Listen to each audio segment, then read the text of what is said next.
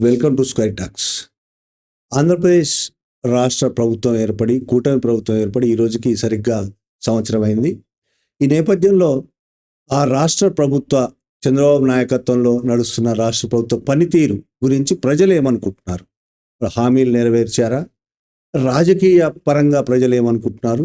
ఆర్థిక పరంగా ఏమనుకుంటున్నారు? రాష్ట్రం అభివృద్ధి చెందిందా? ఎంతవరకు చెందింది? అమరావతి రాజధాని మీద, మిగతా అన్ని అంశాల మీద ప్రజలు ఏమనుకుంటున్నారు? ఈ అంశాలపై సర్వే అండ్ స్ట్రాటజీ సంస్థ ఓటా, voice of Telangana and Andhra సంస్థ ఒక సర్వే నిర్వహించింది.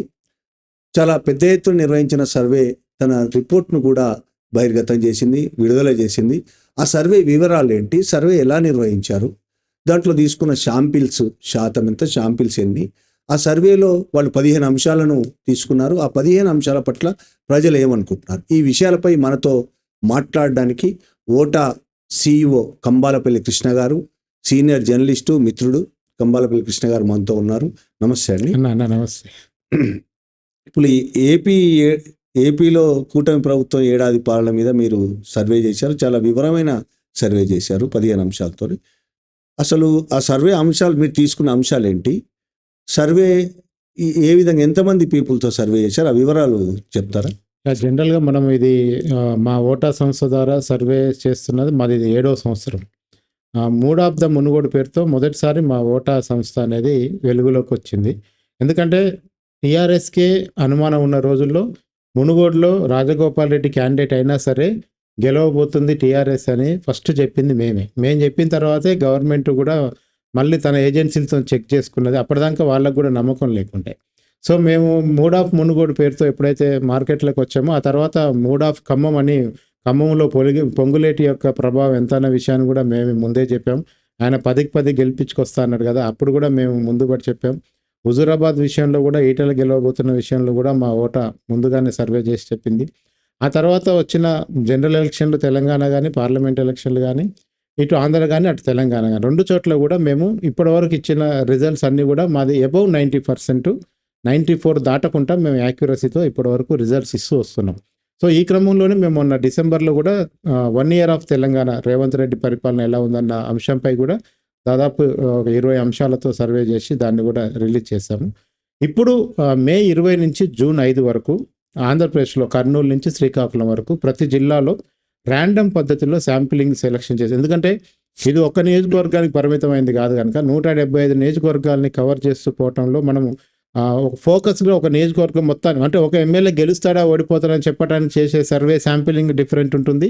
ఒక mood of the AP, 1 year of the AP ఎలా ఉందని చెప్పడానికి శాంపిలింగ్లో డిఫరెంట్ మెథడాలజీ వాడతాం. సో ఆ మెథడాలజీలో మేము తీసుకున్న మెథడాలజీ వచ్చి సింపుల్ ర్యాండమ్ మెథడాలజీలో మేము తీసిన ఈ సర్వే దాదాపు 1950 samples with all type of professional, అటు రైతులు కానీ, కార్మికులు కానీ, ప్రభుత్వ ఉద్యోగులు, ప్రైవేట్ ఉద్యోగులు, రిటైర్ ఉద్యోగులు, అట్లాగే ముఖ్యంగా పెన్షన్ తీసుకుంటున్న వాళ్ళని కూడా వదిలిపెట్టకుండా అచ్చంగా ఇండ్లలో ఉండే మహిళలతో కూడా మాట్లాడి ఈ అన్ని రకాల వారిని, అన్ని రకాల వయసు, మనకు 18 ఏళ్లకు ఓటు హక్కు వస్తుంది కనుక 18 నుంచి 65 ఏళ్ళ వరకు వయసు ఉన్న వాళ్ళని కూడా డిఫరెంట్ నెంబర్ ఆఫ్ శాతాల్లో ప్రజల్ని సెలెక్ట్ చేసుకొని మేము మొత్తం శాంప్లింగ్ చేసి, ఆ తర్వాత ఒక డేటాకు ఎర్రవైన డేటాని మళ్ళీ మేము జనరల్గా సర్వీస్ చేసేటప్పుడు ఏంటంటే, మళ్ళీ ఇప్పుడు మీలాంటి జర్నలిస్ట్తో కూడా మాట్లాడుతుంది. ఇప్పుడు మీకు ఒక అంచనా ఉంటుంది ఒక రాష్ట్రం మీద ఏం జరుగుతుంది ఏందనేది. అట్లా మాకు ప్రొఫెషనల్గా, మాకు యూనివర్సిటీ లెవెల్లో ఉన్న ప్రొఫెసర్స్తో కూడా, ముఖ్యంగా సోషల్ సైన్స్లో రెగ్యులర్గా పాఠాలు చెప్తున్న ప్రొఫెసర్తో కూడా మేము మళ్ళీ ఇంటరాక్ట్ అయ్యి మాకు వచ్చిన డేటాని కూడా కోరిలేట్ చేసుకుంటాం. సో అందుకనే రాయలసీమకో టీము, మధ్యాంధ్రకో టీము, ఉత్తరాంధ్రకో టీముని పంపిన తర్వాత మళ్ళీ యాజ్ ఏ సీఈఓగా నేను మా పిల్లలు తెచ్చిన డేటాను కూడా నేను క్రాస్ చెక్ చేస్తూ నేను ఒక రౌండ్ కూడా ఆంధ్రప్రదేశ్ అంతా తిరిగి రావడం జరిగింది. సో ఈ రకంగా రకరకాల జాగ్రత్తలు తీసుకున్న తర్వాత ఒక ఫిగర్కు ఎరవైన తర్వాత బయటకు తీసుకొచ్చిన సర్వే ఇది.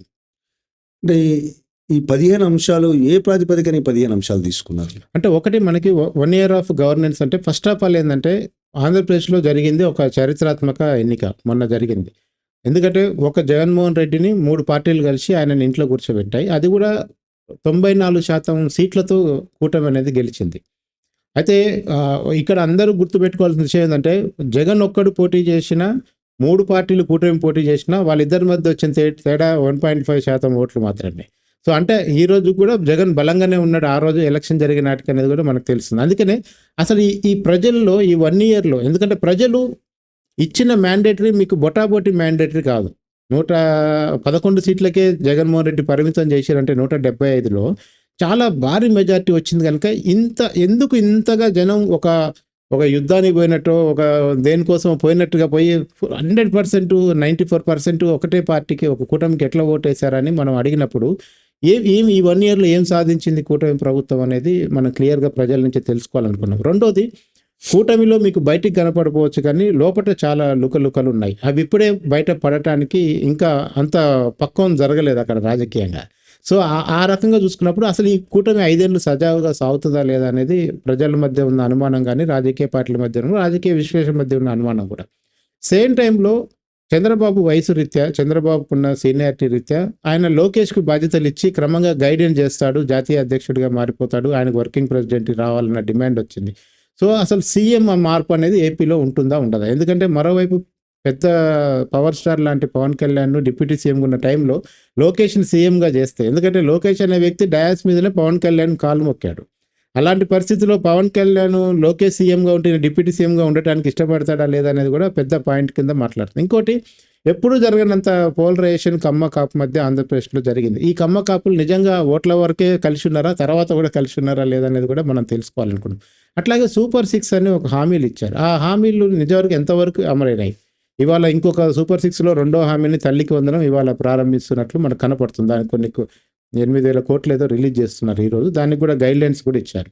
సో సూపర్ 6 ద్వారానే అధికారంలోకి వచ్చిన కూటమి నిజంగా ఎంతవరకు అమలు చేయగలిగిందన్న విషయాన్ని కూడా మనం ప్రజల నుంచి పరిశీలించాం.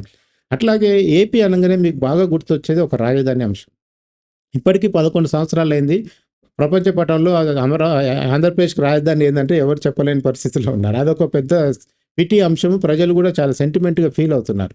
సో ఇట్లా మొత్తం కూటమి పరిపాలనలో ఉద్యోగాలు ఏమన్నా వచ్చాయా, ఏ వర్గాలకి లాభం జరిగింది, ఏ వర్గాలకు నష్టం జరిగింది, రాజకీయంగా ఎలాంటిది ఉన్నారు, అసలు ఈ కూటమి వల్ల ఆంధ్రప్రదేశ్ యొక్క ఫ్యూచర్ ఏదైనా బాగుపడుతుందా లేదన్న విషయాన్ని మనం కాన్సన్ట్రేట్ చేసి ప్రజల నుంచి ఈ క్వశ్చనీర్ అనేది తీసుకోవడం జరిగింది.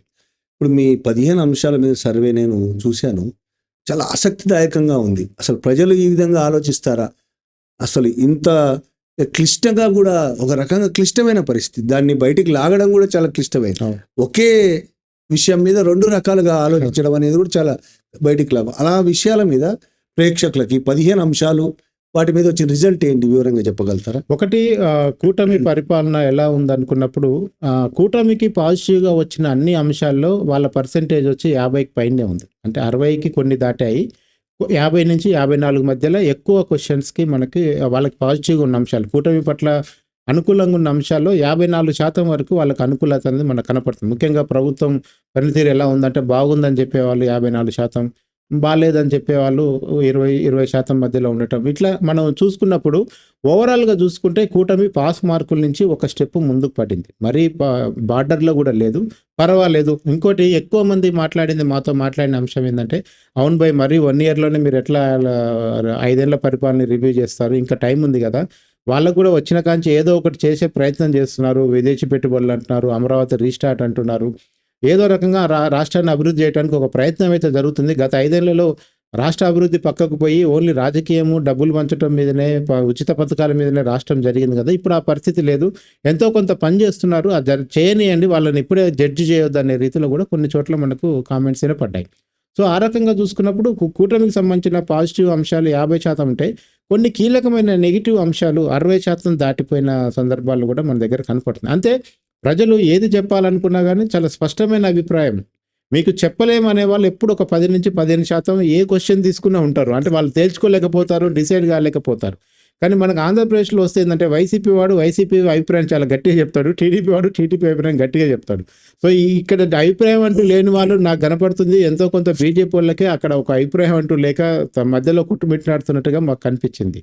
ఎందుకంటే జనసేన వాళ్ళు కూడా పవన్ కళ్యాణ్ చాలా ఓన్ చేసుకుంటున్నారు. అర్జెంటుగా పవన్ కళ్యాణ్ సీఎం చేసేయాలి లాస్ట్ 2 years అని జనసేన కోరుకుంటుంటే, లోకేష్కి అవకాశం ఇవ్వాలి, అందుకోసం ముందుగా వర్కింగ్ ప్రెసిడెంట్ ఇవ్వాలన్న డిమాండ్ కూడా అక్కడి నుంచి వస్తుంది.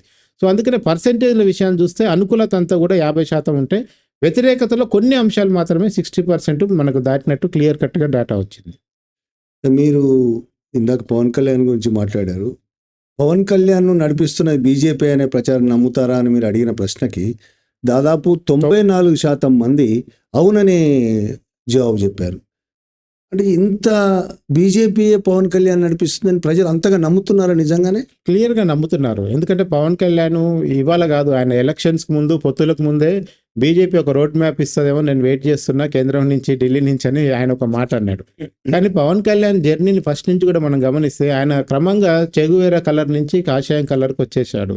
ఇప్పుడు ఆయన సనాతన ధర్మం అనే దాన్ని ఎత్తుకున్నాడు. ఆ సనాతన ధర్మం ఎత్తుకున్నప్పుడే ఆయన కలర్ ఏందనేది ఇప్పుడు చాలా క్లియర్గా మాట్లాడుతున్నారు. ఇంకొకటి పవన్ కళ్యాణ్ చేస్తున్న ఇంకొకటి ఏంటంటే, పవన్ కళ్యాణ్ కానీ బీజేపీ కానీ రేపు వీళ్ళిద్దరు కలిసి టీడీపీకి దూరంగా జరిగి సొంతంగా అధికారంలోకి రావడానికి మహారాష్ట్ర లాగా ఒక ప్రయోగం చేస్తారన్న అనుమానాలు కూడా ప్రజల్లో చాలా క్లియర్గా కనపడుతున్నాయి. ఇంకోటి, పవన్ కళ్యాణ్ తన సొంత ప్రభుత్వం పైన విమర్శలు చేసి కొన్ని చోట్ల వివాదాస్పదంగా కూడా వ్యవహరించారు. ముఖ్యంగా హోంమంత్రి అనిత మీద కామెంట్లు చేయడం కానీ, ఆ తర్వాత టీటీడీలో మనకు తొక్కిసలాట జరిగి కొంతమంది చనిపోయినప్పుడు టీటీడీ చైర్మన్ ఇప్పుడు రావాలి, ఇక్కడికి వచ్చి ఇప్పుడే క్షమాపణ చెప్పాలని ఒక సినీ ఫక్కీలో ఆయన డిమాండ్ చేయడం అయితే చిన్నపిల్లలు మారం చేసినట్టుగానే ఇంకా కూడా డిప్యూటీ సీఎం అనే విషయాన్ని మర్చిపోయి కూడా ఆయన చాలా సందర్భాల్లో ప్రవర్తించినట్టు కూడా మనకు కనపడుతుంది. సో అందుకనే కొన్ని విభేదాలు, కొన్ని క్యాబినెట్ సమావేశాలు పోకపోవటం, తన జనసేన ఎమ్మెల్యేలు ఉన్న చోట టీడీపీ వాళ్ళ పెత్తనం నడుస్తుందని ఆలోచించటం, ఇట్లా రకరకాలుగా చూసినప్పుడు పవన్ కళ్యాణ్ అనే వ్యక్తి రేపు బీజేపీ అండతో బయటికి వస్తాడు. బీజేపీ పవన్ కళ్యాణ్ ఒక తురుపు ముక్కలాగా వాడి ఆంధ్రప్రదేశ్, ఎందుకంటే బీజేపీకి మనం వాళ్ళకి కాంగ్రెస్ ముక్త భారత్ కావాలి, ఏ ప్రాంతీయ పార్టీ కూడా బతకడం బీజేపీకి పెద్ద ఇష్టం ఉండదు. సో వాళ్ళు అన్ని రాష్ట్రాల్లో ముందు పొత్తులు పెట్టుకుంటారు, తర్వాత ఆ పార్టీని మాయం చేసే కార్యక్రమం అనేది జరుగుతూనే ఉంటుంది. సో ఇప్పుడు అది 13 రాష్ట్రాల్లో జరిగింది కూడా, మనం ఇది పుకారు కాదు, మన అభియోగం కూడా కాదు, ఇది వాస్తవం కూడా భారతదేశంలో జరిగిన రాష్ట్రాల్లో బీజేపీ చేసిన దాంట్లో అదొకటి మనకు కనబడుతుంది. సో అందుకనే రేపు పవన్ కళ్యాణే బీజేపీ చెప్పినట్టు వింటున్నాడు అనే విషయంలో ప్రజలకు చాలా క్లారిటీ కనిపించింది మేము మాట్లాడినప్పుడు. మీరు అన్నట్టు పవన్ కళ్యాణ్ బీజేపీ టీడీపీని పక్కకు దోసేసి అధికారంలోకి రావడం ఇప్పుడున్న సీట్ల ప్రకారం అయితే జరగదు. ఈ 5 ఏళ్లలో ఏం జరగదు. వచ్చే ఎలక్షన్స్లో కూడా ఇప్పుడు మీరు చేసిన సర్వే ప్రకారము బీజేపీకి సంబంధించి ఏమి సర్వే చేసినట్లేదు, కానీ డిప్యూటీ సీఎంగా పవన్కి ఎన్ని మార్కులు వేస్తారంటే 94% మంది 25 మార్కులు మాత్రం వేశారు. అంటే చాలా పాస్ కూడా కాలేదు, నమ్మకం కూడా లేదు, పాస్ మార్కులు కూడా లేవు. అలాంటి పవన్ కళ్యాణ్ బీజేపీ కూడా చాలా బలహీనంగా ఉంది. పవన్ కళ్యాణ్ బీజేపీ కలిస్తే అధికారంలోకి వచ్చే అవకాశం ఉంటుందా? కనీసం కొద్దిగా వచ్చే అవకాశం ఉంటుంది. అంటే ఒకటి అండి, ఇప్పుడు నేనేమంటున్నా, బీజేపీ అయినా జనసేన అయినా తెలుగుదేశం పార్టీతో పోలిస్తే సంస్థాగత పరంగా, నిర్మాణ పరంగా చాలా వీక్ పార్టీలు. వాటికి ఆంధ్రప్రదేశ్లో టీడీపీకి ఉన్నంత క్యాడరు, లీడర్ బలం అనేది ఈ రెండు పార్టీలకి లేదు. పైగా బయట పార్టీ నుంచి వచ్చి జాయిన్ అయిన వాళ్ళు ఎక్కువ మంది ఉంటారు బీజేపీలో కానీ జనసేనలో కానీ. అయితే పవన్ కళ్యాణ్ని బీజేపీ కనుక ప్రయోగించదలుచుకుంటే ఏం చేయాల్సి వస్తుందంటే, 2 సంవత్సరాల ముందే కూటమిలోంచి బీజేపీ పవన్ కళ్యాణ్ బయటికి పోవాల్సి వస్తుంది. అప్పుడు బయటికి వెళ్ళి మేము కూటమిలో ఏదో ఆశపడి వచ్చాము, కూటమి చెప్పిన సూపర్ 6 కానీ అవి చేయడానికి చంద్రబాబు ఏ ప్రయత్నం చేయట్లేదు, కొడుకును ప్రమోట్ చేసుకోవడానికి ప్రయత్నం చేస్తున్నాడు తప్ప ప్రజలకి ఎలాంటి లాభం జరగలేదని చంద్రబాబు మీద నిందలు వేసి బీజేపీకి అట్లాగే పవన్ కళ్యాణ్ బయటికి వస్తే తప్ప రాజకీయం అనేది అక్కడ మారదు. అందుకే మీకు పవన్ కళ్యాణ్ మాట చూడండి, చాలా తెలివిగా ఏం మాట్లాడతారంటే, చంద్రబాబు గారు ఇంకొక 5 ఏళ్ళు కూడా సీఎం ఉండాలని మాట్లాడతారు తప్ప లోకేష్ ప్రస్తావన ఎప్పుడు తీసుకురాడు పవన్ కళ్యాణ్. సో అందుకనే లోకేష్ అనే వ్యక్తిని సీఎం చేయాలన్న ఆలోచన రానంత కాలము పవన్ కళ్యాణ్ని ఉపయోగించి ఆ ఏపీలో ఏదో ఒకటి, ఇప్పుడు ఏపీలో అంత ఈజీగా రాజకీయంగా పుల్లలు పెట్టడానికి కూడా బీజేపీ కూడా ఛాన్స్ లేదు. ఎందుకంటే బీజేపీ కూడా కేంద్రంలో టీడీపీ మీద ఆధారపడే ఉన్నది. సో అంత ఈజీగా ఈ 5 ఏళ్లలో, ఈ వచ్చే 4 ఏళ్లలో అయితే అక్కడ రాజకీయాలు మారకపోవచ్చు. లేదు రాజకీయంగా నష్టం జరిగినా చూసుకుందాం ఏదైతే అది అనుకోని కనుక ఆ 2 పార్టీలు తీర్మానించుకుంటే మాత్రమే ఆంధ్రప్రదేశ్లో రాజకీయాలు మారుతాయి. ఇంకో ముఖ్యమైన విషయము, సూపర్ 6 హామీలు అమలవుతాయా అని మీరు అడిగిన ప్రశ్నకి 55% మంది ప్రజలు అమలవుతాయని చెప్తున్నారు. ఒకవైపు చంద్రబాబే స్వయంగా బహిరంగంగా ఖజానా ఖాళీ ఉంది, ఏమి చేయలేని పరిస్థితి ఉంది, చాలా క్లియర్గా చెప్తున్నప్పుడు ఈ సూపర్ 6 హామీలు అమలవుతాయని ప్రజలు అనుకోవడం ఎట్లా అనుకుంటున్నారు? ఇది జస్ట్ హోప్, ఇది హోప్. ఎందుకంటే డబ్బులు లేవన్న విషయం మనం కామెంట్స్లో కూడా చాలామంది ఏం రాశారంటే, ఈ 5 ఏళ్లలో కూడా అన్ని పనులు జరగవు, మళ్ళీ 5 ఏళ్ళు కూడా చంద్రబాబే గెలవాలి, అప్పులు తీసుకురాకుండా ఈ ప్రభుత్వం నడవదు, ఈ ప్రభుత్వమైనా తెలుగు రాష్ట్రాల్లో 2 ప్రభుత్వాలైనా ఓన్లీ లిక్కర్ నమ్ముకొని బతకాల్సిందే, ఇట్లాంటి కామెంట్స్ అన్నీ కూడా మనకు వచ్చాయి. అందుకనే మీకు ఇదేంటంటే చంద్రబాబు ఉంటే ఏదో ఒకటి చేస్తాడనే ఒక నమ్మకం మీద మనకు ఆ పర్సంటేజ్ ఎరైవ్ అవుతుంది తప్ప ఒరిజినల్ ఆర్థిక పరిస్థితి ఆయన మాట్లాడాడు.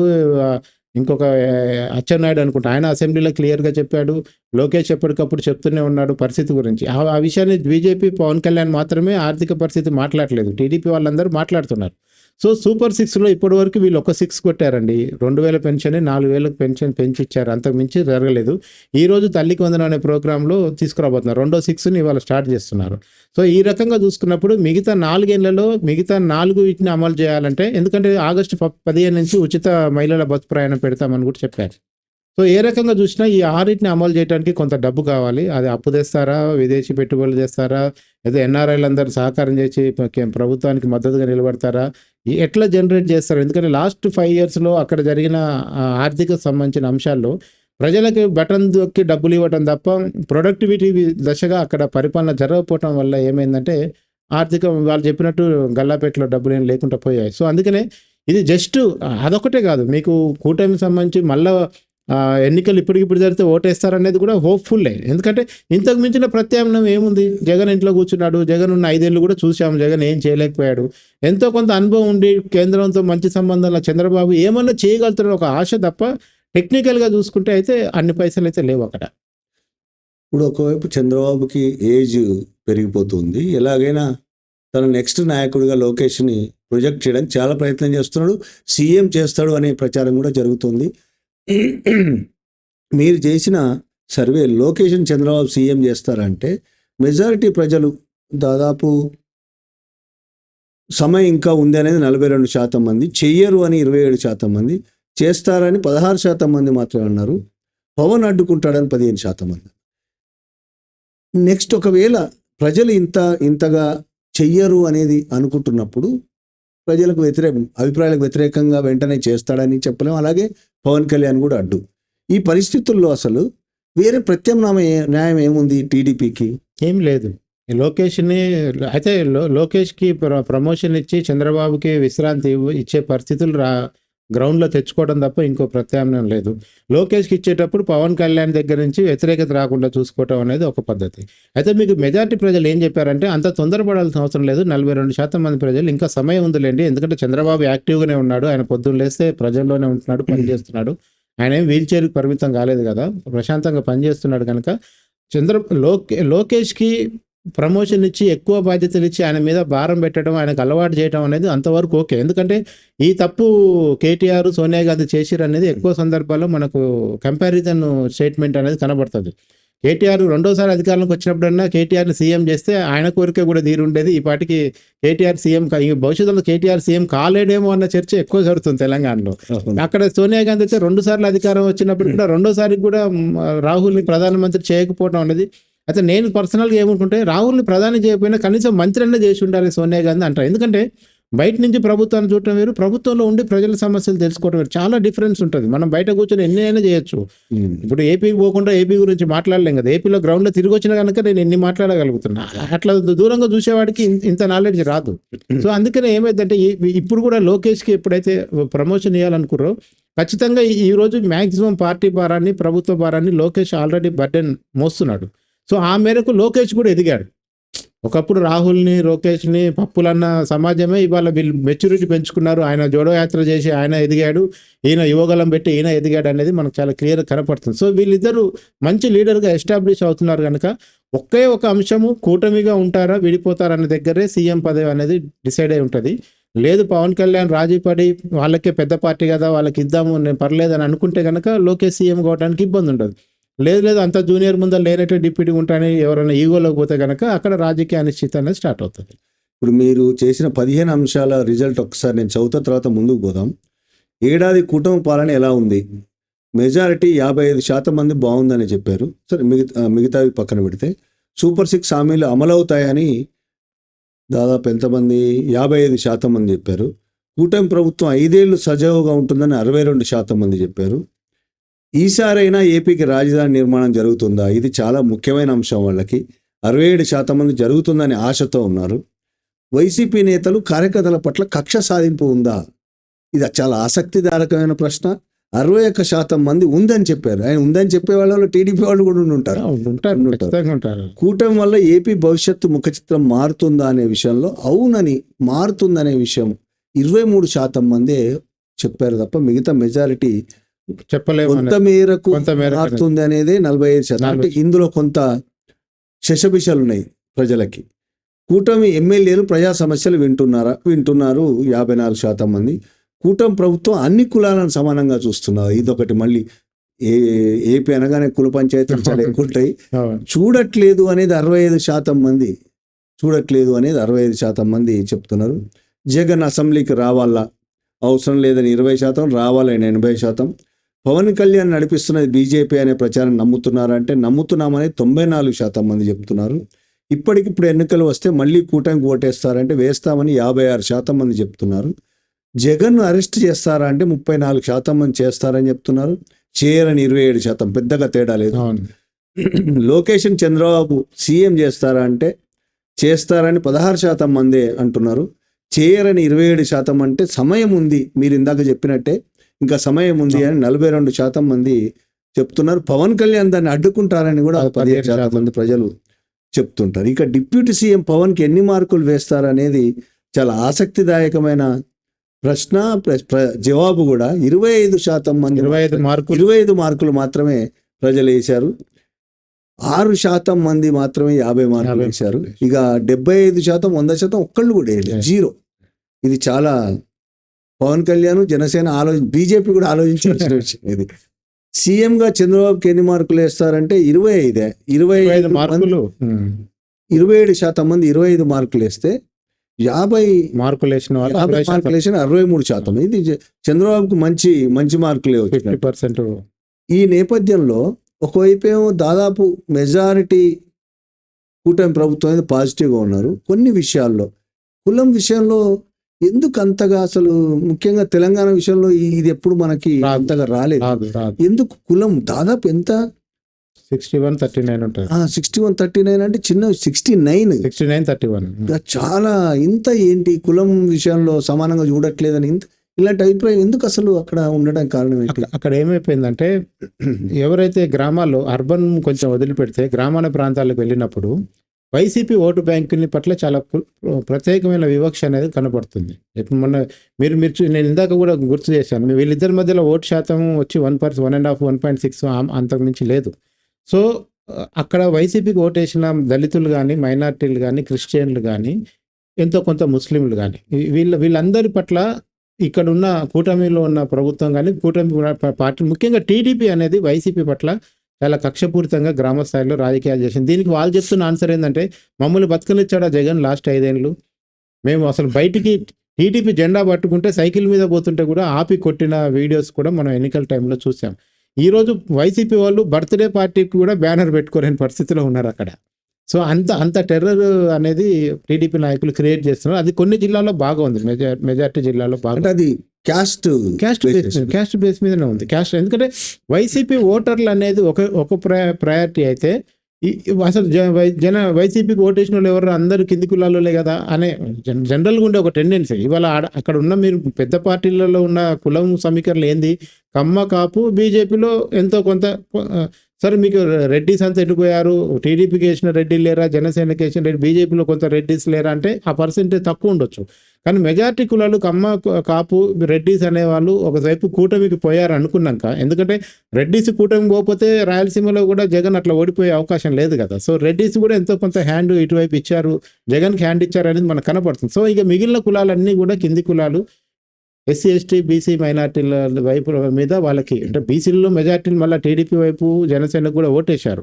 కానీ జగన్కు ఈ మాత్రం ఆదరణ కూడా 40% కూడా ఏ రకంగా వచ్చిందంటే, ఏదైతే కింది కులాలు జగన్ని నమ్ముకొని వాళ్ళు ఇచ్చిన సంక్షేమ పథకాలకు ఓటేశారు కనుకనే వీళ్ళందరి పట్ల అవసరమైతే సంక్షేమ పథకాలు కట్ చేయాలి. ఎవడన్నా నోరు తెస్తే గొడవలు, అరెస్టులు, అక్రమ కేసులు. అయితే ఇవి కూడా బయటికి రావట్లేదు. 70% కేసులు కూడా బయటికి రావట్లేదు. అంత గప్చుప్గా జరిగిపోతుంది. అంత భయానకమైన వాతావరణాన్ని టీడీపీ శ్రేణులు కానీ ఇతరులు కానీ సృష్టించే ప్రయత్నం చేస్తున్నారు. ఆ వాతావరణం అయితే ఉంది ఇప్పటికైతే. ఇది ఈ సర్వే అంశం కాదనుకోండి, మీరు చెప్పిన దాని మీదనే గ్రామాల్లో బీసీ, ఎస్సీ, ఎస్టీలు ఎక్కువగా వైసీపీకి సపోర్ట్ చేశారు. వాళ్ళ పట్ల చాలా అణిచివేత ధోరణి ఉన్నది అని. అందులో అగ్రకులాలు కూడా వైసీపీకి సపోర్ట్ చేసిన అగ్రకులాలు కూడా ఉంటాయి. వాళ్ళ పట్ల కూడా ఈ విధంగా ఉన్నారా అంటే లేదు, అగ్రకులాల పట్ల లేదు. మళ్ళీ మీరు మన ఇది ఓన్లీ కింది కులాల పట్ల మాత్రమే ఉంది. ముఖ్యంగా దళితులు, క్రిస్టియన్లు, మైనార్టీల పట్ల మాత్రమే మనం అది చూస్తున్నాం. అగ్రకులాల పట్ల రాజకీయమైన అయితే మీకు ఇంకా ఎక్కువ మందికి తెలియని విషయం ఏంటంటే, అసలు ఈసారి కనుక మనం ఓడిపోతే మనం ఊర్లో ఉండొద్దు అని ఆల్రెడీ చట్టాబుట్ట సర్దుకుని హైదరాబాద్కు, బెంగళూరుకి పోయి వలసపోయిన వాళ్ళు చాలా మంది ఉన్నారు. వైసీపీ నాయకులు, ముఖ్యమైన క్యాడర్ అంతా కూడా. అసలు వాళ్ళు ఈ 1 ఇయర్లో ఇంకా తిరిగి కూడా రాలేదు. మళ్ళీ ఎన్నికల టైంకి ఏమైనా వస్తారో లేదో కూడా తెలియదు. సో ఇది ఇంకా బయటికి రాని విషయం చాలా మంది. ఎందుకంటే నేను హైదరాబాద్లో చాలాసార్లు ర్యాపిడో బైక్ ఎక్కాను. ర్యాపిడో బైక్ ఎక్కితే నేను ఎంత ఆశ్చర్యంగా అంటే, కర్నూలు, కడప నుంచి రెడ్డి సామాజిక వర్గం వాళ్ళు ఆ ర్యాపిడో డ్రైవర్లుగా వచ్చారు. అదేంటండి ఇక్కడ హైదరాబాద్కు వచ్చి ర్యాపిడోకి పనిచేయడం ఏంటంటే, మేము మొన్న ఎలక్షన్లో చాలా గట్టిగా జగన్కి పనిచేసినాం, మా మీద టీడీపీ వాళ్ళ గురి ఉంది, ఖచ్చితంగా మేము ఆడ ఉంటే మా మీద అటాక్స్ అవుతాయని. అసలు మనం జనరల్గా చాలా కింది కులాల నుంచో, మైనార్టీ నుంచి, సెక్షన్ నుంచో మనం కార్ డ్రైవర్లని వాళ్ళని చూస్తాం కదా. నేను స్వయంగా జనరల్గా ఎవరితో డ్రైవర్ వచ్చినా వాళ్ళతో ఇంటరాక్షన్ అవుతూ మన జర్నీ చేయడం నాకు ఒక అలవాటు కనుక, మీది ఏ ఊరు ఏంటంటే ఫస్ట్ మన పేరు ఆడ తెలిసిపోతుంది. నరేందర్ రెడ్డో, విజయరెడ్డో, రాఘవరెడ్డో, అబ్బో ఆ ర్యాపిడోలోనే వచ్చేస్తుంది. ఈ రెడ్డిలు ఎందుకు బండ్లు తోలుతారు అబ్బా అని నేను అడిగినప్పుడు, దట్టు కడప జిల్లా నుంచి, కర్నూలు జిల్లా నుంచి, అనంతపురం నుంచి రెడ్డిలు వచ్చి వాళ్ళ హైదరాబాద్లో ర్యాపిడోలో వాటికి పనిచేస్తుంటే అక్కడే మనకు ఎంత వివక్ష ఉందనేది నాకు ఆ రోజే అర్థమైంది వాస్తవానికి. ఇది ఓన్లీ రాయలసీమకే పరిమితమైందా, మొత్తం ఏపీ ఇదే విధంగా ఉంది? వివక్ష అనేది అన్ని చోట్ల ఉంది కింది కులాల పట్ల. అదేమో కొన్ని రాయలసీమలో కొంచెం తక్కువ ఉంది. ఇప్పుడు మనకు కూటమికి వచ్చిన మద్దతు కూడా రాయలసీమలో 30-35% వచ్చింది. మన సెంట్రల్ ఆంధ్రలో 50% ఎబో వచ్చింది. ఉత్తరాంధ్రలో 60 రీచ్ అయింది. అట్లా ఇవన్నీ మన సరాసరి చేసుకున్నప్పుడు 54 దగ్గర ఎరైవ్ అయింది అనమాట మనకి. అట్లా సరే, ఇప్పుడు మీరు సర్వేలో లేని అంశం కావచ్చు, కానీ మీరు ఏపీ అంతా తిరిగి దాదాపు మీ టీం సర్వే చేసింది, మీరు కూడా తిరిగారు. ఈ టీడీపీ జనసేన మధ్యలో, కార్యకర్తల మధ్యలో ఐక్యత ఉందా, కనిపిస్తుందా ఐక్యత ఎక్కడైనా? అంటే ఒకటండి, ఐక్యత అనేది లేకపోయినా గొడవలు అనేది ఓపెన్గా ఇంకా స్టార్ట్ కాలేదు. అయితే చిన్న చిన్న మర్మరింగ్స్. ఎందుకంటే పవన్ కళ్యాణ్ ఏం చేస్తున్నాడంటే, పార్టీ బలహీనంగా ఉన్న చోట్లల్లో తన కార్యకర్తలకి కాంట్రాక్ట్ పనులు ఇప్పించేసుకొని పార్టీ విస్తరణకు ఆయన ఒక ప్లాన్ బిలో వెళ్తున్నాడు. చాలా చోట్ల ఏమైందంటే, జనసేన ఎమ్మెల్యేలు ఉన్న మెజార్టీ చోట్ల టీడీపీకి టికెట్ ఆశించి వదులుకున్న వ్యక్తులు ఉంటారు కదా, వాళ్ళకి నియోజకవర్గ ఇన్ఛార్జీలు ఇస్తున్నారు. అక్కడ అధికారులు కూడా టీడీపీ మాటే వింటున్నారు జనసేన ఎమ్మెల్యే ఉన్న చోట అనే సమస్య కూడా వస్తుంది. కొన్ని చోట్ల టీడీపీ ఎమ్మెల్యే ఉన్నా కానీ పవన్ కళ్యాణ్ ఎఫెక్ట్ వల్ల జనసేన మనుషుల ప్రభావం కూడా మనకు ఎక్కువ కనపడుతుంది. సో అందుకనే వీళ్ళ మధ్యలో కేవలం మొన్న పవన్ కళ్యాణ్ ఒక పిలుపిచ్చాడు. ఏంటంటే, మీరు కనుక ఇప్పుడు ఖమ్మంలకు మనకు పంచాయతీ ఉందని అనుకొని మీరు కనుక ఓట్లు ట్రాన్స్ఫర్ చేయకపోతే మళ్ళీ జగన్మోహన్ రెడ్డి గెలుస్తాడు, అది మీకు కావాలనుకుంటే మీరు వదిలిపెట్టుకోండి అని మొత్తం కాపు కులాన్ని ఆయన ఒక రంగా బ్లాక్మెయిల్ చేసి ఓట్లు వేయించాడు. సో అందుకనే మీరు కాపులు కానీ ఐక్యంగా ఉండబట్టే కూటమికి అన్ని సీట్లు రాగలిగినాయి. కానీ ఆ ఐక్యత ఇన్ ఫ్యూచర్లో ఎలా ఉంటుంది అనేది ఇప్పటికైతే మర్మరింగ్ స్టార్ట్ అయినాయి.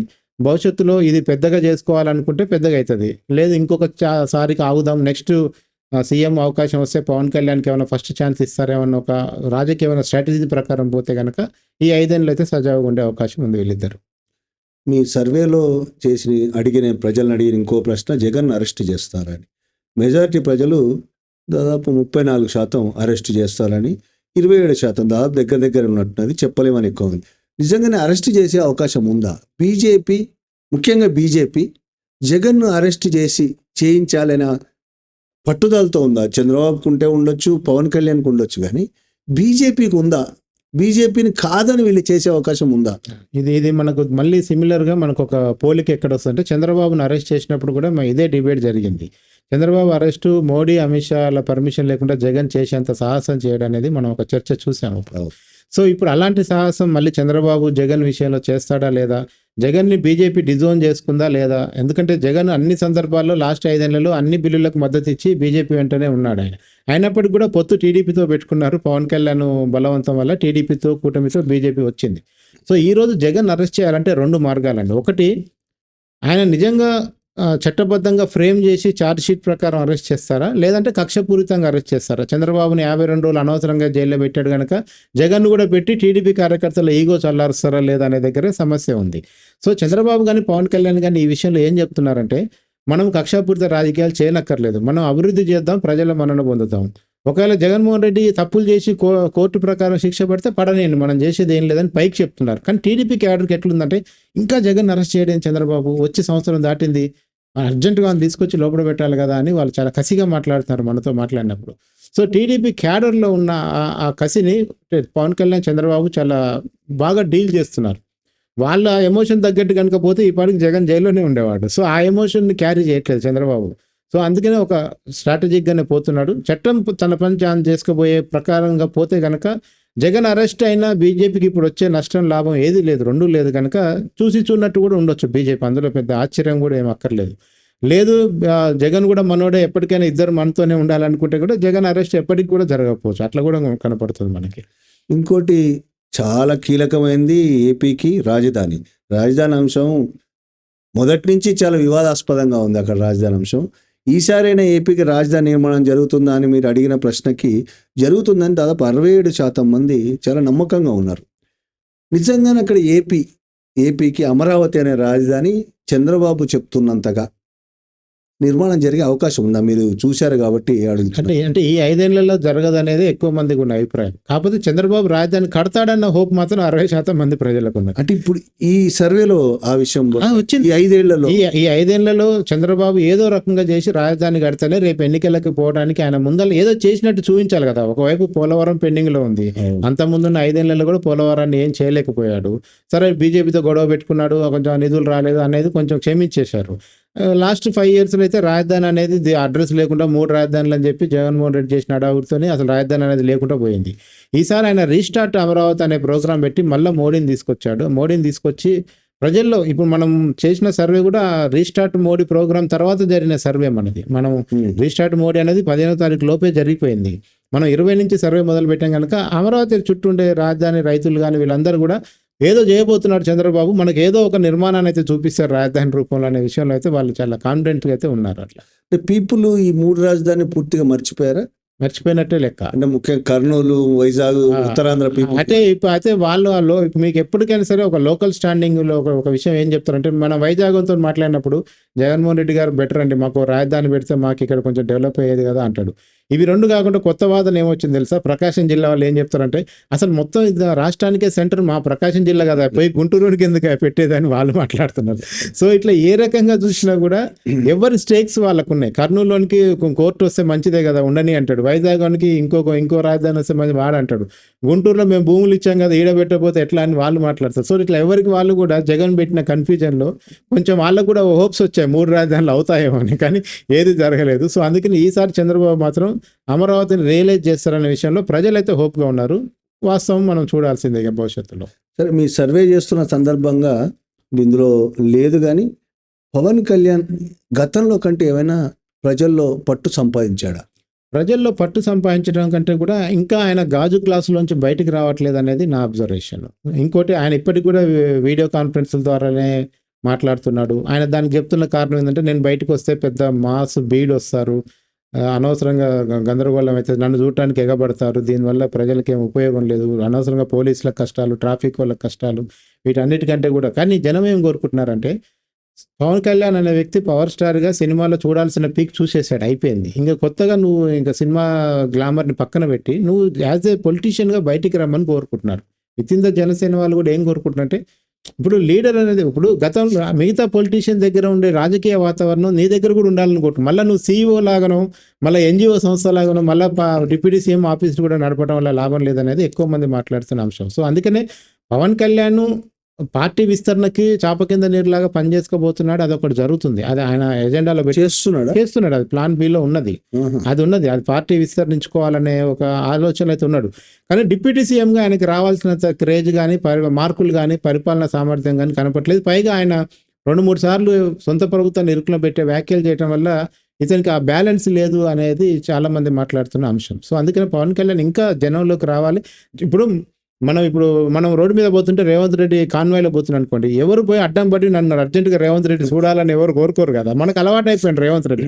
అట్లా పవన్ కళ్యాణ్ కూడా జనానికి అలవాటు అయిపోతే అట్లా పోతుంది పవన్ కళ్యాణ్ అంటే వాళ్ళ నిన్ననే చూసినాం లేరా అనే పరిస్థితి రావాలి.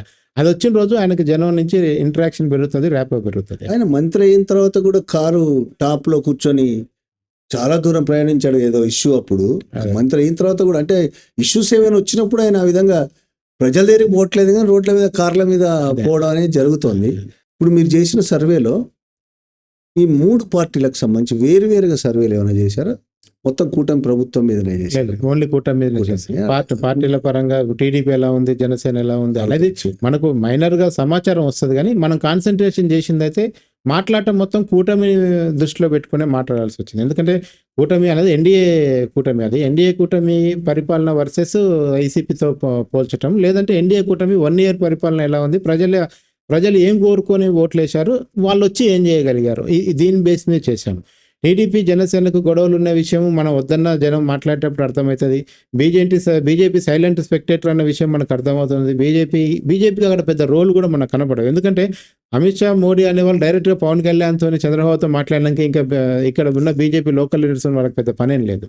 సో అందుకనే 3 పార్టీలు సపరేట్ కాకుండా కూటమి లాగానే మనం సర్వే చేసాం. అంటే మీ దృష్టిలో ఏమైనా ఏపీలో ఈ రైటిస్ట్ భావజాలం పెరిగింది అని ఏమని అనిపిస్తుంది? సోషల్ మీడియాలో ఈ మధ్య చూస్తుంటే ఏపీ నుంచి కూడా చాలా హిందుత్వ భావజాలానికి సంబంధించిన పూర్తిగా ఎక్స్ట్రీమ్ రైట్ భావజాలానికి సంబంధించిన కామెంట్లు, పోస్టులు వస్తున్నాయి.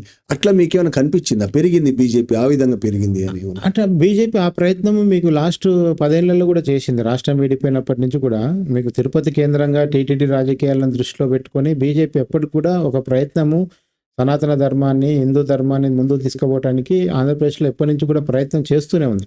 అయితే ఇవాళ బీజేపీ అవసరం లేదు కదా, పెద్ద కాషాయ మనిషి పవన్ కళ్యాణ్ రూపంలోనే బయలుదేరాడు కదా.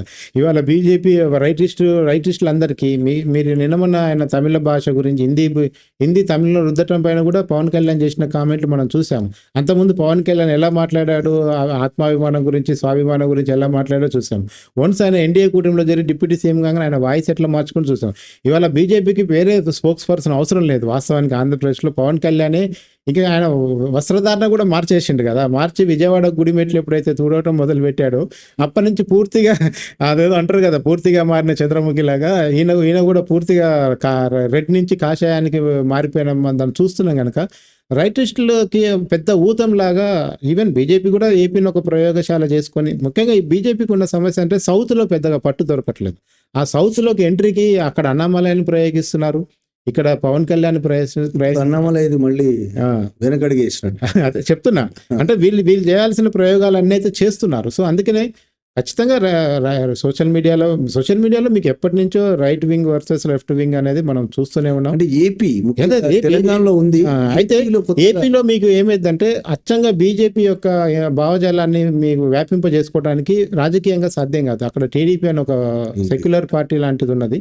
టీడీపీ ఎంత సెక్యులర్, మరి బీజేపీతో పోయిన పార్టీలు సెక్యులర్ లేదంటే అదొక సపరేట్ డిబేట్.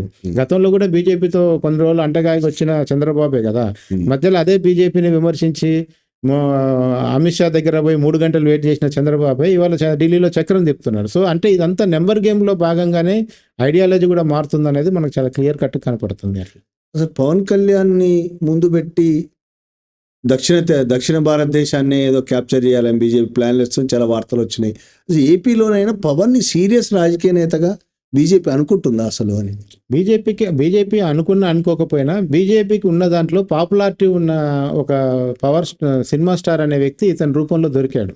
వాళ్ళు జూనియర్ ఎన్టీఆర్ని కొట్టి చూశారు, ఇంకా 2-3 సినిమా హీరోలను కూడా కొట్టి చూశారు. మీకు గుర్తుందో లేదు, హైదరాబాద్కి అమిత్ షా వచ్చినప్పుడు ప్రతి ట్రిప్లో ఒక హీరోని కలిసే ప్రయత్నం చేశాడు. అది మీడియాకి లీక్ ఇచ్చారు, విజువల్ తీపిచ్చారు, ఫోటోలు పంపించారు, చేశారు. ఒకసారి అయితే ఒక హీరోని పిలవబోయి ఇంకో హీరోని కూడా పిలిచారు, అట్లా కూడా జరిగింది. సో అందుకనే జూనియర్ ఎన్టీఆర్ని కూడా కొట్టి చూశారు. అటు మంచు ఫ్యామిలీని కూడా దగ్గర తీసే ప్రయత్నం చేశారు, ఏమన్నా మైలేజ్ వస్తే వాళ్ళని ప్రయోగిద్దామని. సో అది జరుగుతుంది. కాకపోతే ఇప్పుడు ఉన్నంతలో ఒక అగ్రెసివ్గా మాట్లాడి తన మాటల ద్వారా ప్రజల్ని, ఓటర్లని, సామాన్యులని, యూత్ని ఆకర్షించగలుగుతున్న నటుడు ఆయన ఒక్కడే కనిపిస్తున్నాడు కనుక ఆయన లక్కీలా ఆయనకు పార్టీ ఉండటం, దాని మొన్న పోటీ చేసిన 21 సీట్లు గెలవటం, ఎంపీలు గెలవటం, ఇవన్నీ కలిసి వచ్చేసరికి ఓకే ఇతను ముందు పెట్టి ఏదైనా చేస్తే ఏమవుతుంది అనేది. సో ఈ టైంలో వాళ్ళకున్న ఒక్కొక్కటి కండిషన్స్ అప్లై ఏంటంటే కేంద్ర ప్రభుత్వానికి కూడా ఇబ్బంది లేకుండా చూసుకోవాల్సి ఉంది కనుక కొంచెం ఆ బ్యాలెన్స్ని మెయింటైన్ చేస్తూ పవన్ కళ్యాణ్ని ఈసారి కాకపోయినా వచ్చే 5 ఏళ్ళైనా పవన్ కళ్యాణ్ అయితే ప్రయోగించడానికి అయితే ఛాన్సెస్ కనపడుతున్నాయి. ఇప్పుడు మీరు చేసే సర్వే సందర్భంగా చూసిన విషయాలు, వైసీపీ కోలుకునే అవకాశం కనబడుతుంది 1-2 ఏళ్లలో. అయితే ఇక్కడ చాలా కీలకమైన ప్రశ్న మీరు అడిగిన దాంట్లో ఏంటంటే, ఈ రోజు కూడా ప్రజలు సంక్షేమ పథకాల విషయంలో జగన్నే గుర్తు చేసుకుంటున్నారు. ఇంత కూటమి వచ్చి ఇన్ని 94% సీట్లు వచ్చిన తర్వాత కూడా 1 ఇయర్ పరిపాలన తర్వాత కూడా అరే పరిపాలన అంటే జగన్ దేరబంటే ఎక్కడ పరిపాలన మళ్ళీ కండిషన్స్ అప్లై, ఓన్లీ డబ్బులు ఇచ్చే దగ్గర, సంక్షేమ పథకాలు ఉచితాలు ఇచ్చే దగ్గర మాత్రమే. మళ్ళీ అదే డెవలప్మెంట్ చేయాలంటే చంద్రబాబు దిక్కని మాట్లాడుతున్నారు. సో ఖచ్చితంగా జగన్ ఎందుకు తలుచుకుంటున్నారంటే, ఫస్ట్ చంద్రబాబు వచ్చిన తర్వాత వాలంటరీ వ్యవస్థను పక్కన పెట్టాడు. రెండోది, ఫస్ట్ ఏదో ఒక స్కీమ్ ద్వారా ప్రతి కుటుంబానికి ఎంతో కొంత డబ్బు అందింది జగన్ ఉన్నప్పుడు. ఇప్పుడు అది ఆగిపోయింది. ఇప్పుడు ఓన్లీ పెన్షన్లు ఇస్తున్నారు. అది కూడా 2000 నుంచి 4000కి పెంచారు, కానీ కొత్త పెన్షన్లు ఇవ్వలేదు, కొత్త రేషన్ కార్డు ఇవ్వలేదు, కొత్తగా అదనంగా 5 రూపాయలు తీసి పెట్టలేదు, పాతవన్నీ ఆపారు. దీంతో ఏమైందంటే, మీకు 5 ఏళ్ళు ఒక స్కీమ్ అలవాటు అయిన తర్వాత, అది పిల్లగానికి చదువుకు వచ్చిన పైసలు కావచ్చు, ఒంటరి మహిళలకు వచ్చిన పైసలు కావచ్చు, పిల్లలకి స్కాలర్షిప్లు కావచ్చు, లేదంటే పెన్షన్లు కావచ్చు, లేదంటే ఆటో డ్రైవర్లకు ఇచ్చిన 10,000 రూపాయలు కావచ్చు, మీరు జగన్ ఏదో ఒక రూపంలో 1వ తారీఖు నాడు వాళ్ళ ఇంట్లోకి డబ్బులు పోయేటట్టు చేసిండు. అది మొత్తం ఇప్పుడు స్టాప్ అయిపోయింది. దీంతో ఏమనుకుంటున్నారంటే జనం, ఎస్ జగన్ ఉంటే మనకు ఈ పైసలు కంటిన్యూ అయ్యేది, మనం జగన్ ఓడించుకోవడం ద్వారా ఇది. అందుకనే 40% ఓట్లు వచ్చిన జగన్కి వైసీపీ పట్ల ఈరోజు వైసీపీకి కూడా జగన్ అంటే ఇంకా అదే ప్రేమ అభిమానాలు ఉన్నాయి. వైసీపీలో ఏం మార్పు రాలే, వైసీపీ క్యాడర్లో ఏం మార్పు రాలేదు. సో కామన్ జనం ఎప్పుడైతే సంక్షేమ పథకాల నుంచి లోటు కనబడుతుందో అప్పుడు జగన్ గుర్తు చేసుకుంటున్నారు. సో అది క్లియర్ కట్గా మనకు కనబడుతుంది. ఓకే అండి కృష్ణ, చాలా థ్యాంక్ యూ. ఇదే ఇంత గతంలో మీరు తెలంగాణ మీద కూడా చేశారు 1 ఇయర్ అయిన సందర్భంగా, దాని మీద కూడా ఇంకో రోజు మళ్ళీ మాట్లాడుకుందాం. Thank you very much. తప్పకుండా, థ్యాంక్ యూ వెరీ మచ్.